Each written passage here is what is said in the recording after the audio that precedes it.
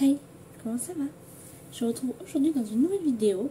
Bon, vous pouvez le voir à l'éclairage, j'ai pas la ring light, tout simplement parce que vu que je fais pas maquillage, je ne vais pas l'utiliser. J'utilise surtout quand je fais un maquillage.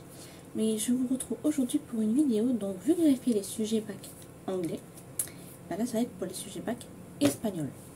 Donc je vais commencer par le sujet de bac, celui que j'ai moins apprécié, qui était les nouvelles technologies. Donc las nuevas tecnologías, c'est celui que j'ai le moins kiffé, sur lequel je voulais pas tomber au jour du bac et que je suis tombée. Au bac blanc, je suis tombée sur un des sujets qui me plaisait.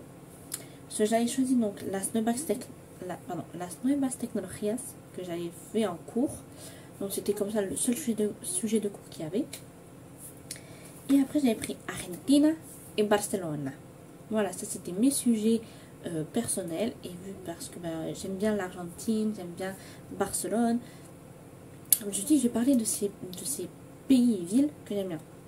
Argentina, l'Argentine c'est un pays et Barcelone c'est une ville. Donc du coup je me suis dit, je vais parler de ces deux choses que j'aime bien, qui sont personnelles, et je prends un sujet de cours.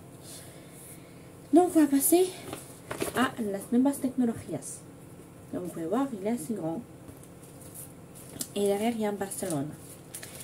Donc vous pouvez voir qu'en fait tout ce qui est fluoté, c'est comme en anglais, c'est tout ce que je savais par cœur. Donc il y a des phrases, beaucoup de phrases que je ne connaissais pas par cœur. Et pour Barcelone, c'est tout ce qui est, vous voyez, j'ai parlé plein de choses parce que je me suis dit en fait c'est des trucs qui ne vont pas intéresser, qui sont trop complexes. Je vais garder sur des trucs qui sont beaucoup plus faciles. Ça c'est des trucs que j'avais fait quand j'étais au lycée. Je les avais fait, j'allais au CDI quand j'avais pas cours. Et du coup, je me faisais mes sujets de bac sur l'ordinateur au lycée. Et donc là, on voit Argentina. Et ma prof qui a marqué oui, mais c'est beaucoup de Wikipédia. Voilà, et puis après, bon, là, il y avait une faute que j'ai fait. Interessante, c'est interessante. Après, il y a des trucs qu'elle a barré. Donc, vu qu'elle a barré, je me suis dit, bon, vu qu'elle a barré, je vais pas le dire.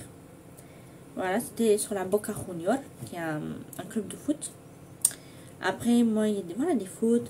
Et à un moment, j'ai oublié quelque chose. Après, j'ai mal dit. Voilà, comme au lieu de dire el idioma, j'ai mis la idioma. Et non, c'est el idioma.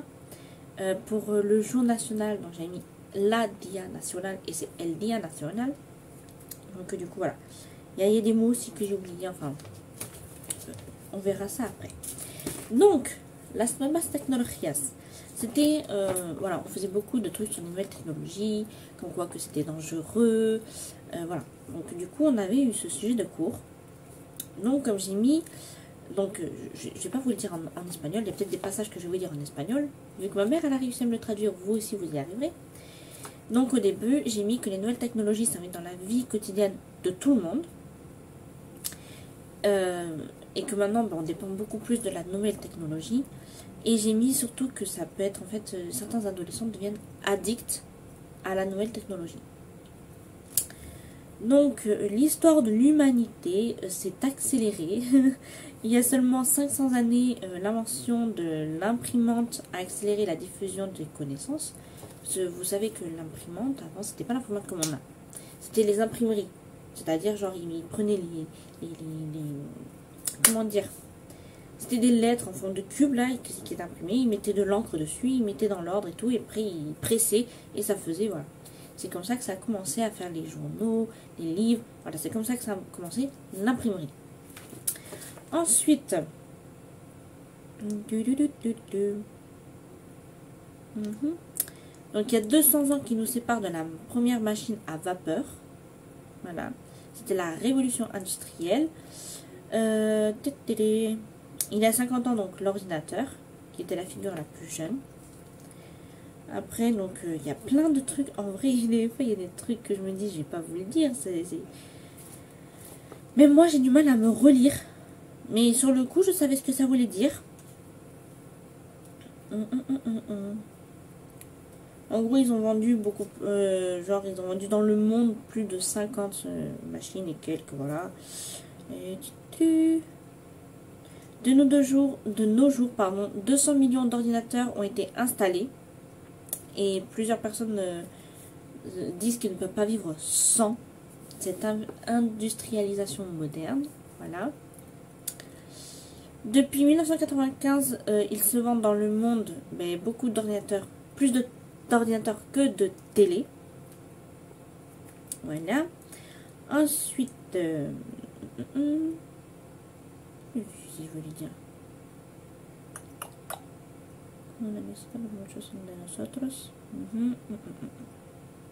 Donc ils disent que la télévision, l'internet, les réseaux sociaux, les jeux vidéo, les téléphones genre intelligents, qui s'appellent ça, c'est les téléphones je pense tactiles avec internet et tout le bataclan, que les jeunes entre 8 et 12 ans passent 10 heures par semaine devant les écrans et les jeunes de 13 à 19 ans passent environ 30 heures. C'est énorme. Je sais pas, je pense que je dois faire partie des 30 heures devant un écran, mais ça m'étonnerait. 30 heures, c'est énorme, c'est beaucoup plus de 24 heures. Comment vous pouvez passer 30 heures devant un écran? Sachant que le téléphone, j'y passe pas tant de temps que ça. Ce matin, je me suis réveillée à 11h. 11h, 11h30. Dès le matin, je suis pas sur mon téléphone, quoi. Je rejoins maman, je blablate, je m'habille, je sors le chien, et voilà. Mais je ne passe pas autant de temps, je pense, devant l'écran. L'après-midi, oui. Ça, c'est sûr. L'après-midi, je passe beaucoup de temps devant les écrans parce que je suis sur mon ordi, soit je m'occupe des pages que j'ai, soit je regarde des vidéos YouTube. Voilà, après, c'est vrai que l'après-midi, je passe énormément de temps devant les écrans. Mais pas dès le matin, et je passe pas au moins 30 heures, je pense pas. Hein. Donc, du coup, voilà ce qui est dit. Et les écrans, en espagnol, se dit las pantallas. Je vous lance ça comme ça. Voilà. Parce que ça peut, on peut le confondre quand on voit pantallas, on peut penser à autre chose. Mais non, c'est les écrans. Voilà. Et les jeunes, los jóvenes. Allez, je vais vous lire cette phrase que je vous ai lue pour les horaires. Los jóvenes de entre 8 y 12 pasan 10 horas por semana frente a las pantallas. Los 13 y 19 años pasan ahí 30 horas. Voilà. Je voulais lancer ça. Donc après, ils disent que les ventes des nouvelles technologies pour les adolescents sont nombreuses. Et qu'il y a aussi une autre forme d'utilisation d'Internet, des jeux vidéo, pardon. Et qu'un tout type d'écran qui peut être problématique et qui peut faire que les enfants, les adolescents soient addicts. Et là, donc là, j'étais partie, mais vu que je parle en espagnol, j'ai dit que à peu près, approximativement, en Espagne, il y a la moitié en fait de l'Espagne, on va dire, qui sont surtout les jeunes de 14 à 17 ans, qui sont addicts aux jeux vidéo et à Internet. Et donc du coup, ils essayent, en fait, ils disent c'est un peu comme les personnes qui sont addictes à la drogue, comment dire, à la drogue, l'alcool, les trucs comme ça, qui sont addicts. Et c'est pareil, et en fait, ils n'arrivent pas à s'abstenir. En fait, il faut à tout prix qu'ils jouent aux jeux vidéo ou qu'ils aillent jouer sur leur téléphone. Voilà. C'est ce qu'ils sont en train de dire, que les adolescents sont comme si ils étaient addicts à la drogue. En fait, eux, c'est plutôt la nouvelle technologie, les téléphones, les jeux vidéo. Et ils disent que du coup, les adolescents commencent à perdre le contrôle, ils perdent leur liberté. Ils commencent à rester en fait chez eux, ils se renferment sur eux, ils ne parlent plus aux gens, ils ne vont plus vers les gens, et ça les coupe en fait donc de la vie de tous les jours, quoi. Ils n'ont plus de lien relationnel, plus de lien émotionnel, plus de lien social, même avec leur famille ils se coupent, plus de lien scolaire, enfin ils se coupent de tout à cause de ça. Et donc comme j'ai mis moi à la fin, moi j'utilise un peu quand même la nouvelle technologie, hein, j'utilise, hein. Mais j'ai dit que c'est vrai que le soir, j'aimais bien, et le jour aussi, j'aimais bien lire des livres. C'est vrai, je lis beaucoup. En ce moment, je lis moins parce que forcément, et avec le travail, j'ai pas le temps comme que j'avais avant. Avant, je lisais le livre dans la journée, enfin voilà, le matin, souvent, je lisais un peu. J'ai commencé à lire un livre, hein. Regardez, je vais vous le faire voir. J'ai commencé à lire Le Labyrinthe. Donc c'est La Braise. C'est avant Le Labyrinthe, La Braise. Et regardez, il me laisse tout ça à lire. Donc je l'ai quand même bien entamé. C'était avant de partir au travail. Quand il me reste du temps de partir au travail, je prends le livre et je lis au moins 1 ou 2 chapitres quand j'ai le temps. Donc du coup, ce qui fait que voilà, il me reste tout ça à lire. Mais vous voyez, je lis. Même si je travaille, j'arrive à prendre du temps pour lire. Et j'ai un autre livre sur Jean-Pierre Pernaut, quelque part par là, à lire. Voilà. Et après, j'ai un autre livre de labyrinthe, Le Destin de Newt, à lire. Il va falloir que je m'achète, c'est avant le labyrinthe, L'Ordre de tuer. Donc ça, il va falloir que je me l'achète. Les 3 premiers, non, je m'en fous. Mais après, je vais les vendre aussi, bien sûr, parce que je vais pas les garder, ça sert à rien. Donc du coup, voilà, j'ai dit que c'est vrai que j'utilise le téléphone et l'ordinateur. Que parce qu'on ne peut pas vivre, il faut vivre avec son temps, en fait, tout simplement. Mais j'ai mis que j'étais pas toute la journée devant un écran.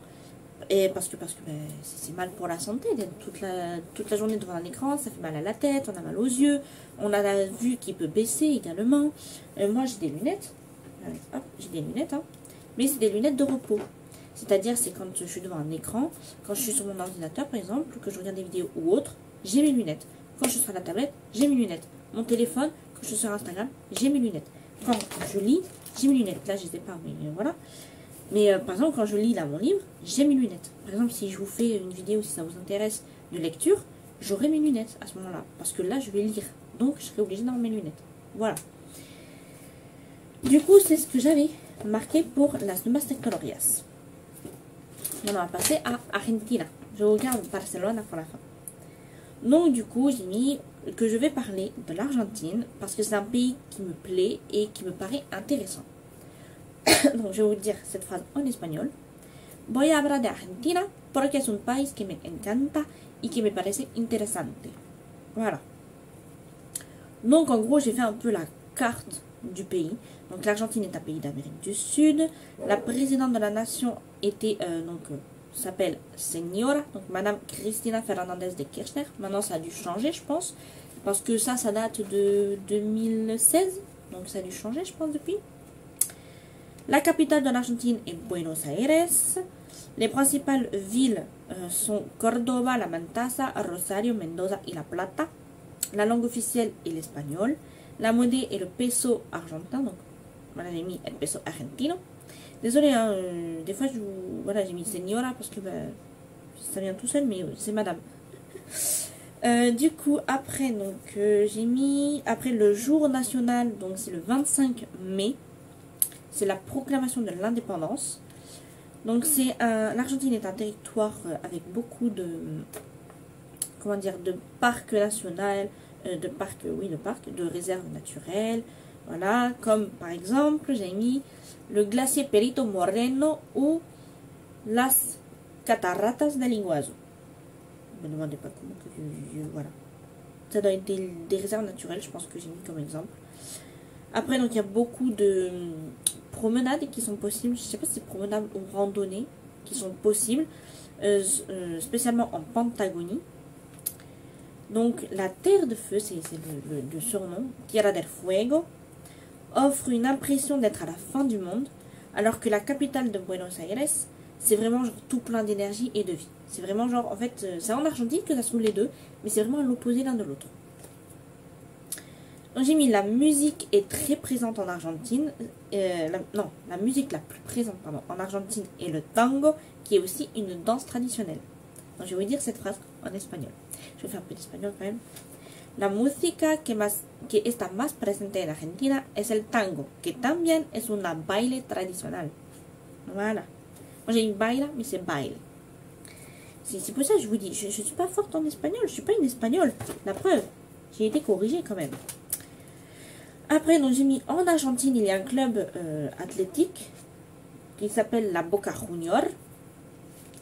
Donc lui, il se trouve dans le quartier de la Boca, à Buenos Aires. Tandis, et en plus, il y a un autre club qui est beaucoup plus populaire en Argentine. Donc ce club déjà est populaire en Argentine pour sa section football.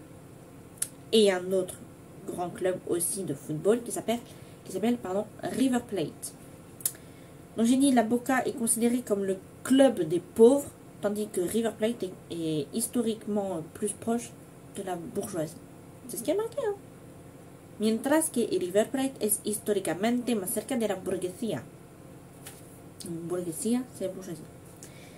Et j'ai dit, pour finir, je dirais que c'est un pays beau, c'est ça que je voulais dire, hermoso, beau, spécialement la capitale Buenos Aires. J'ai dit que j'aimerais aller visiter l'Argentine pour apprendre la culture et tout en fait, les danses aussi, et spécialement le tango. Voilà. Nous en France, il y a par exemple le tango, mais il y a aussi le tango argentin. Et ça, c'est deux trucs quand même qui sont différents. Le tango et le tango argentin sont complètement différents. Parce que dans le tango argentin, il y a des mouvements qu'on ne fait pas dans le tango. Voilà. Donc, voilà, c'est différent les deux. Donc, voilà ce que j'ai mis. Donc, pour finir, c'était para acabar. Para acabar dire que. Voilà. C'est ça que j'ai mis à nous donner des petits trucs. Ah, et d'ailleurs, j'ai oublié de vous dire pour las nuevas tecnologías. Il y avait aussi, on avait fait un débat. J'étais seule face à un garçon de ma classe. Tout simplement parce que je voulais le faire seule. Je voulais pas avoir quelqu'un parce que voilà, je préférais faire moi toute seule. Et donc du coup on commence. Donc moi j'étais en contra et lui il était para. Donc moi j'étais contre et lui il était pour. J'avais préparé un truc. C'était tout structuré et tout. Donc la prof elle nous fait signe d'y aller. Moi direct j'attaque. Et lui il fait, ça n'a pas commencé. Et la prof elle fait, si ça a commencé. Moi j'ai attaqué direct. Et donc du coup voilà j'ai attaqué. Et puis lui il me répondait et tout. Donc je lui dirais... et puis après moi je lui répondais vraiment.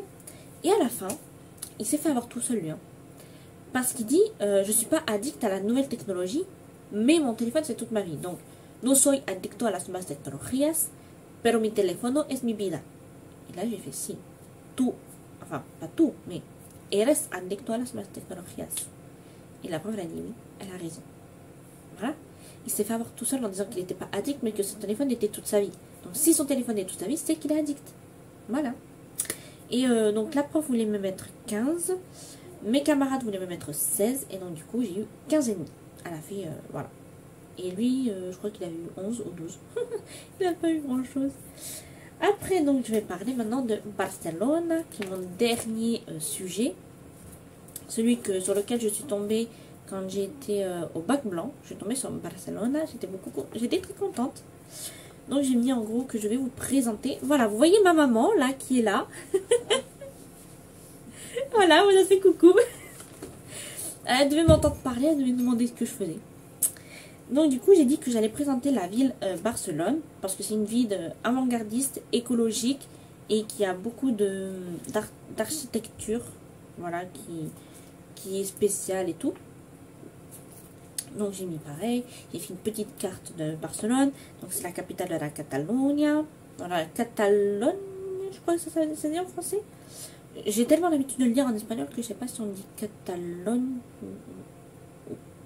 Voilà, vous voyez ce que je veux dire.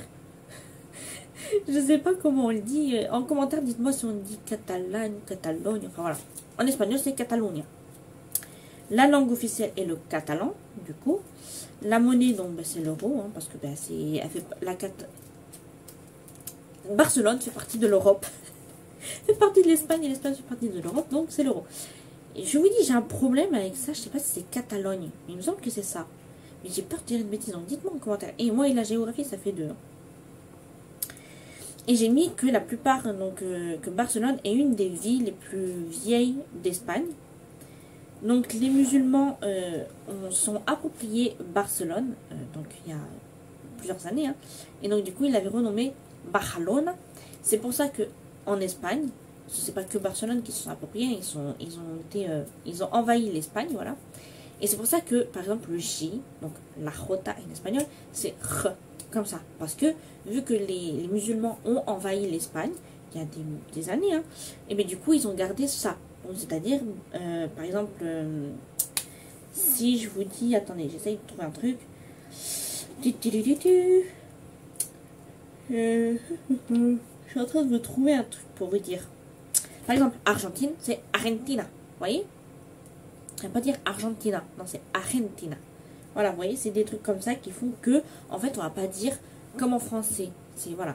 Mais on a à peu près la même langue latine quand même. Ensuite, donc, là, je parlais de différents donc, monuments qu'il y a. Donc, il y en a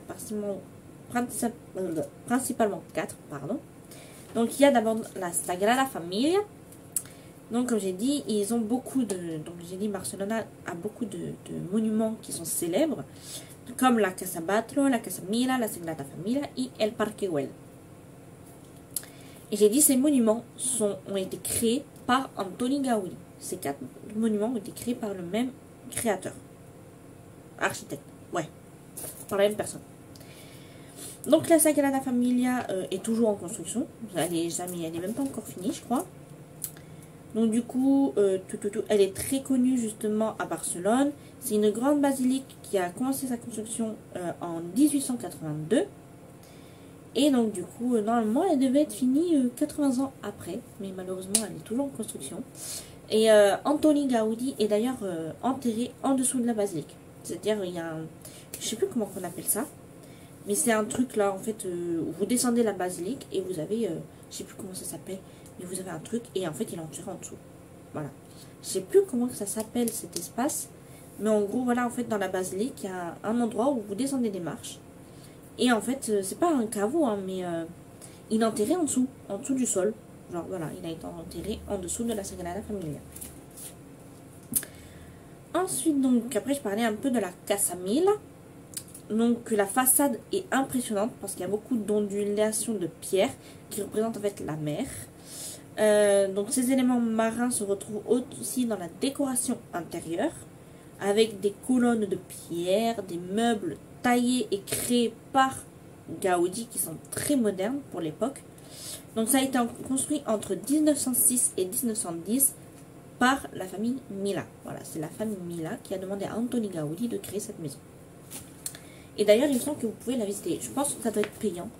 Je sais que ma meilleure amie, quand elle était à Barcelone, une année avec ses parents en vacances, ils ont voulu voir pour aller visiter le parc Güell. Et en fait, bah, c'était payant.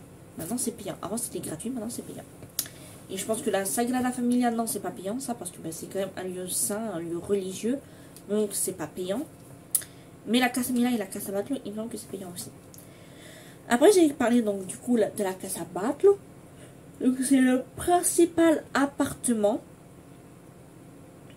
et la première pièce créée par Gaudi. Donc, qui a réalisé ses meilleures décorations d'intérieur.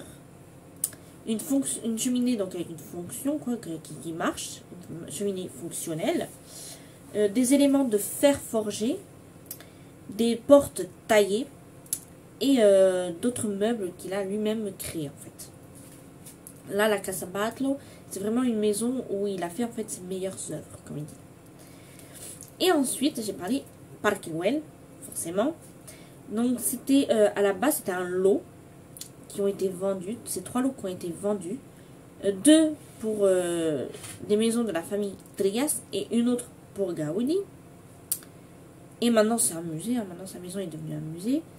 Et il a transformé du coup ce parc en un parc public en 1923. Et de là-bas, en fait, on peut contempler la ville et plus loin, la mer. Voilà, c'est puede pardon, j'arrive plus à parler. Se puede contemplar la ciudad más allá del mar. Voilà. Et après, j'ai mis, pour finir, c'est une ville qui est très proche de la France et qui a des monuments très intéressants à visiter. Et j'ai dit, mon rêve, c'est de visiter tous ces principaux monuments. C'est vrai que j'aimerais bien y aller pour les visiter. Et bien sûr, je ferai des photos aussi. Mais pour les visiter, et je pense que même je profiterai de Barcelone pour aller dans un parc d'attractions qui est PortAventura. J'aimerais vraiment y aller parce que ça a l'air dingue. Et donc du coup, et surtout de visiter justement ces lieux. Par contre, notre prof d'espagnol nous avait dit, quand on a parlé vite fait de Barcelone un peu, avec la classe, elle nous a dit par contre qu'il fallait faire attention. Parce qu'à Barcelone, il y a beaucoup de pickpockets. Et donc du coup, la plupart, c'est pour ça que la plupart des touristes ont leur sac devant. C'est-à-dire, au lieu d'avoir le sac à dos derrière, ils l'ont devant. Parce que sinon, ils peuvent se faire voler quelque chose. Donc, il faut faire attention. Mais sinon, après, elle nous a conseillé quand même d'y aller, que ça peut être intéressant à visiter. Il y a un hyper grand marché aussi, je sais plus quand, quel jour dans la semaine, mais il y a un marché qui est hyper grand et qui est super intéressant à aller voir. Donc du coup, elle nous a encouragé d'aller voir. Et j'irai peut-être un jour. Je sais pas quand, je peux pas dire quand, mais peut-être qu'un jour j'irai, peut-être que j'irai pas, mais j'aimerais y aller. comme il y a un jour j'aimerais aller à Disneyland. C'est vraiment un rêve d'aller à Disneyland, genre c'est un rêve de petite fille. Mais si je dois aller là-bas, j'aimerais vraiment passer un week-end, c'est-à-dire le vendredi soir, samedi et dimanche, le dimanche soir après je rentre, pour vraiment profiter du maximum des attractions, du maximum du parc. Bien sûr, il faudra mettre de l'argent de côté parce que voilà, ça coûte cher. Dormir là-bas sur place, ça coûte cher. Les attractions coûtent cher. Et si on veut ramener des cadeaux, des trucs achetés, bah ça coûte cher. Donc, faut mettre de l'argent de côté parce que pour avoir les moyens pour acheter des choses. Du coup, c'est comme ça que du coup mes sujets se finissent. Après, bah, j'ai bien sûr une discussion avec la prof, c'est-à-dire qu'elle me parlait en espagnol, je répondais en espagnol. Donc je parlais justement que j'aimais bien en fait l'espagnol, la langue, parce que ça faisait penser au soleil, à la fête, et que c'était chantant en fait. Et que j'aimerais vraiment aller visiter en fait Barcelone, l'Argentine et tout, parce que c'est des pays qui m'intéressent énormément. Et elle m'a parlé d'autres choses et tout. Et puis après, j'ai parlé aussi des plats espagnols que j'aimais bien, comme la paella, pardon, el chorizo, voilà, et que j'aimerais bien goûter aussi las natillas, c'est un dessert espagnol. Voilà, j'aimerais bien goûter. Et plein de trucs comme ça et tout qu'on parlait. Et après, on est passé au texte. Et comme par hasard, je sais pas si c'est fait exprès ou quoi, mais le texte que j'ai tiré, bah, c'était un texte sur les nouvelles technologies. Donc, j'avais fait mon sujet les nouvelles technologies, je tombe sur un texte les nouvelles technologies. Donc, c'était pas plus mal parce que du coup, bah, j'ai pu y répondre facilement. En fait, j'ai lu et après, elle m'a posé des questions en français, j'ai répondu en français. Et ce qui fait que j'ai eu, bon, avec les contrôles, bien sûr, continue, hein, bien sûr, c'est pas que la note du bac, mais j'ai eu 19. Sachant que la note du bac blanc, c'était vraiment que l'épreuve, j'avais eu 18. 17 ou 18. Mais j'avais eu la plus grosse note de la classe en fait. Et c'était que là l'épreuve du bac blanc. C'était pas avec le contrôle continu. Et j'avais eu cette note-là. Je me suis dit, ah ouais, quand même. J'avais pas pu retenir mon sourire quand elle m'a dit cette note-là. L'étude de cas, j'avais eu 10. Voilà. Au bac, ça va, j'ai eu 15,5. Mais au bac blanc, j'avais eu 10. J'ai fait, ah ouais, quand même, j'ai pas eu beaucoup. PSE, alors là, j'ai eu pas beaucoup non plus. Français, j'ai eu pas mal. Histoire géo, j'ai pas eu beaucoup. Et maths, je me rappelle pas si on l'avait fait. Ça, je me rappelle pas si on l'avait fait pour le bac blanc. Et après, ben, j'ai eu anglais et espagnol. Anglais, j'avais eu 12 ou 13, je crois. Espagnol, ben, voilà, j'ai eu 17, 18. Et au bac, bah, j'ai tout battu, quoi. J'ai eu 19, c'était super. J'étais super contente, pour ma maman aussi, hein. Bien sûr, hein, quand déjà on a su que j'avais eu le bac, on était en course. Voilà, on était dans le rayon des serviettes hygiéniques. En plus, je me rappelle. J'ai mon père qui m'appelle, donc je réponds. Il me fait oui, donc son fils, qu'il a eu d'une première réunion, il dit ouais, il m'a appelé et il m'a dit, oui, tu diras félicitations à Tiffany. Il a dit mais pourquoi? Il a dit parce qu'elle a eu le bac. Il fait ah bon, tu l'as su comment? Il a fait ben, j'étais sur le site et j'ai vu. Et enfin, au départ, il me demande de passer ma mère. Donc c'est à ma mère qui dit ça. Et ma mère, elle me regarde, elle fait t'as le bac. Et là, je fais ouais, tu déconnes. Parce que ma mère, c'est souvent ça. Et des fois, elle me dit ouais, t'as pas eu ci, t'as pas eu ça. Mais en fait, j'ai eu ou j'ai pas eu. Voilà. Et une fois, elle m'avait fait cette blague pour le brevet. J'étais en Charente, chez ma tante en vacances. Elle m'appelle pour me dire ouais, j'ai regardé les résultats, t'as pas eu ton brevet. Et au départ, je fais ouais, c'est ça, tu déconnes et tout. Puis à la fin, elle fait oui, mais oui, tu l'as eu, ma fille. Et ça, elle avait su avec ma tante. Voilà, elle attendait les résultats, mais vu qu'elle avait mis, qu'elle voulait pas que ce soit mis sur internet, bah, elle n'avait pas pu voir. Et ma tante, elle lui dit bah attends, viens, on va aller au collège et tout, comme ça on va voir si elle a. Et donc du coup, elles sont parties au collège et tout, elles étaient dans du coup les portes qui étaient fermées, mais il y avait les feuilles. Et elle regarde et tout, ma mère me trouve pas, elle commence à désespérer à pas me trouver. Et là, c'est ma tante, elle fait Gaëlle et tout, viens, ça y est, j'ai trouvé Tiffany, ça y est, elle a eu le brevet et tout. Donc du coup, j'étais marquée comme que j'étais admise, voilà, que j'avais eu le brevet. Et donc, bah, elle était super contente et tout. Et donc, du coup, c'est pour ça, elle m'a appelée, elle m'a fait cette blague. Elle m'a dit, mais non, ma fille, tu l'as eu ton brevet. Voilà. Et donc, du coup, ouais, pour le bac, donc on a su ça en course. Donc, on est vite rentré. On a rangé tout ce qu'il y avait à mettre au frais et tout. On a été vite sur le site d'internet. Et là, on a vu, donc, mon nom de famille, mais je vais pas vous le dire, hein, Tiffany. Et là, il y a marqué admis, mention bien. Au bac blanc, j'avais assez bien, j'avais bien. Et donc, du coup, ma mère qui était hyper contente, elle m'a fait un gros bisou avec la joue. Ça, c'est voilà. Et donc, du coup, après, on a vite tout rangé, frais et tout. On est reparti en voiture avec le chien. Oh, bon, le chien, il était content. On est reparti étant en voiture, on a été au lycée. Et donc du coup j'ai vu ma prof d'animé. Et j'ai vu aussi mon prof de PSE. Donc là il était là, il fait t'as vu, t'as eu le bac et tout. J'ai oui, je suis trop contente et tout. Après donc je suis allée vers le lycée pour voir. Et là j'ai vu. Et ma prof qui me dit bah t'es de peu t'as manqué donc mon ancienne prof principale. Et là moi je commence à pleurer parce que j'étais trop contente en fait. Et là elle fait mais pourquoi tu pleures? Je lui dis non mais c'est que je suis trop contente. En fait j'avais peur de pas l'avoir. Vraiment je me suis foutu une pression de malade. Et j'avais peur de ne pas l'avoir, mais en fait je l'ai eu avec mention bien. Donc même ma mère, si je l'aurais pas eu mention, elle s'en foutait. Du moment que j'ai le diplôme, elle s'en foutait qu'il y ait mention ou pas.